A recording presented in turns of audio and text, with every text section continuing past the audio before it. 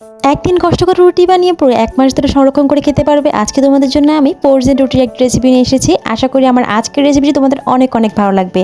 আমার রেসিপিটি চাকরিজীবী ম্যাডামদের জন্য কিন্তু খুব কাজে আসবে। ওয়েলকাম করছি নুসুস মম কিচেন অ্যান্ড ব্লগে। এই তো অ্যাট ফার্স্ট আমি পোরজেন রুটি বানানোর জন্য এখানে আমি পানির মধ্যে কিছুটা পরিমাণ লবণ দিয়ে দিয়েছি।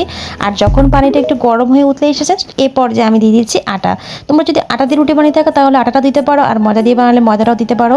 এই তো এখন আমার ডো তৈরি করা একদম কমপ্লিট। এখন এই পর্যায়ে আমি এটাকে খুব ভালো করে মুথে নিয়েছি অফ ক্যামেরার মধ্যে। এখন আটা দেখছো কতটা স্মুথ করে আমি এটাকে মুথে নিয়েছি। খুব স্মুথ করে মুথে নেবে, কেননা আটার গোড়াটা তুমি যত স্মুথ করে মুথবে তোমার রুটিটা কিন্তু ততটাই ভালো হবে। দেখতে পাচ্ছ আমার এখানে প্রায় 20টার মতো গোলা হয়েছে। এখন এই রুটিগুলোকে আমি অ্যাজ ইউজুয়াল রেগুলার রুটি যেরকম সাইজ করে আমরা বেলে নিই ঠিক সেভাবে করে এগুলোকে বেলে নিচ্ছি। প্রত্যেকটা রুটিকে আমি এরকম পাতলা পাতলা করে বেলে নিচ্ছি। তোমরাও ঠিক এইভাবে করে প্রত্যেকটা রুটি খুব সুন্দর করে বেলে নেবে, যাতে করে প্রত্যেকটা রুটি একই সাইজের হয়, তাহলে এগুলো ফোরসেক করে রাখলেও দেখতেও সুন্দর লাগে। দেখতেই পাচ্ছ আমার রুটিগুলো বেলা একদমই হয়ে যাচ্ছে। সবগুলোকে আমি পুরো একই নিয়মে করে বেলে নিচ্ছি। রুটি বেলা যত সুন্দর হবে তোমার ফ্রোজেন করে রাখার পর সবগুলো রুটি কিন্তু সাইজ এক থাকলে দেখতেও কিন্তু সুন্দর লাগে জিনিসটা। দেখতেই পাচ্ছ আমি এভাবে করে প্রতিদিনের মতো করে রেগুলার প্রসেসেই রুটিগুলোকে বেলে নিচ্ছি। তোমার সাথে কথা বলতে বলতে আমার রুটি সবগুলো বেলা কিন্তু একদম শেষ। এখন এগুলোকে আমি তাওয়ার উপর কিছুক্ষণ ছেঁকে নিতে হবে।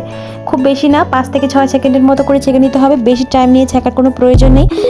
যেহেতু এগুলোকে আমরা ফ্রোজেন করব, তাই এগুলো বেশি সময় নিয়ে আমাদের ছেঁকার কোনো প্রয়োজন নেই। দেখতে পাচ্ছ এপিট ওপিট করে আমি বেশিক্ষণ কিন্তু ছেঁকছি না। খুবই অল্প সময় ধরে এগুলো ছেঁকতে হবে। খুব জোরে গেলে 5 থেকে 6 মিনিট এপিট ওপিট করে ছেঁকে তোমরা জাস্ট নামিয়ে ফেলবে। বেশিক্ষণ রাখার কোনো প্রয়োজন নেই, যেহেতু এগুলো আমরা ফ্রোজেন করব। আমি যেভাবে কাজটা করছি তোমরাও ঠিক সেভাবে কাজটা করলে তোমাদের রুটিও প্রায় 1 মাসের মতো ফ্রোজেন অবস্থায় ভালো থাকবে, কোনো ধরনের সমস্যা হবে না। দেখতে পাচ্ছ আমি কীভাবে করছি। এভাবে করে তোমরাও প্রত্যেকটা রুটিকে এভাবে করে সুন্দর করে ফ্রোজেন করে রেখে দিতে পারো।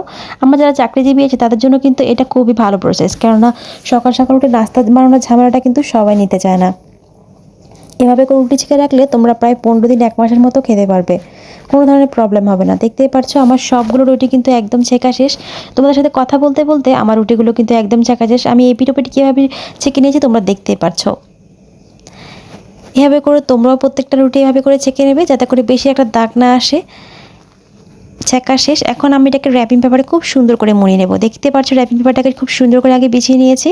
আমি 10টা রুটি করে করে রাখবো। তোমরা তোমাদের প্রয়োজন বা ইচ্ছা মতো 5টা বা 10টা তোমাদের পরিবারের সদস্য অনুযায়ী তোমরা এভাবে করে র্যাপিং করে রাখতে পারো। জাস্ট ভাজার আগে 5 মিনিট আগে নামিয়ে নিলেই হবে।